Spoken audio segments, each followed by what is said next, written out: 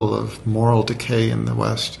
Did I ever tell you why I came to Saudi Arabia? No. I'm an ophthalmologist. Financially, the opportunities in America were much better than the opportunities overseas. I just came upon an advertisement looking for an ophthalmologist here in the Middle East by the group that I did join, which is called Maghribi. And I had interviewed for the position, and I was considering that compared with the other opportunities I had in the States, which were much more lucrative. And it was not an easy decision at the time. And I was thinking about it back and forth with, talking with my wife, considering the advantages of coming to a Muslim country versus the advantages of staying in America and making more money and so on and so forth. Well, right about that time, there was a couple in our area. They were both doctors and both wildly successful. They were working in private practice. They drove new Mercedes-Benzes every year. They had all the trappings of high financial success in the West. And right about that time, their daughter turned 18, the age of majority in the States. And the moment she turned 18, she went to her parents. She took off her hijab. She said, I want a boyfriend, I want an apartment, I want to live as I want to live. I'm out of here. And she did it. She left the home.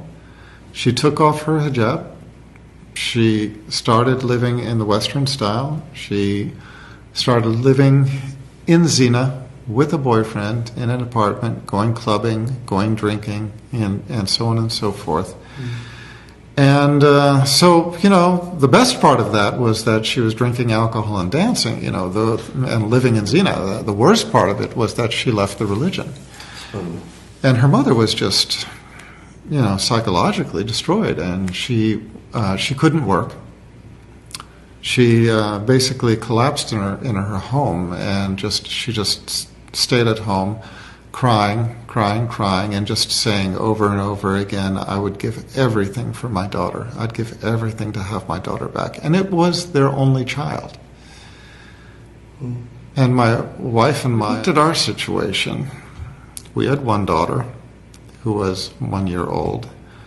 We just said, you know what, that makes our decision a whole lot easier.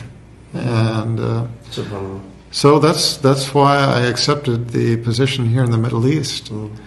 And the rewards of living in Saudi Arabia and in Medina in specific just are difficult to count. You realize how unimportant money really is. When you look back, just the blessings of living in Saudi Arabia and Medina in particular far outweighed any additional financial benefit I think I could have earned for myself in the West.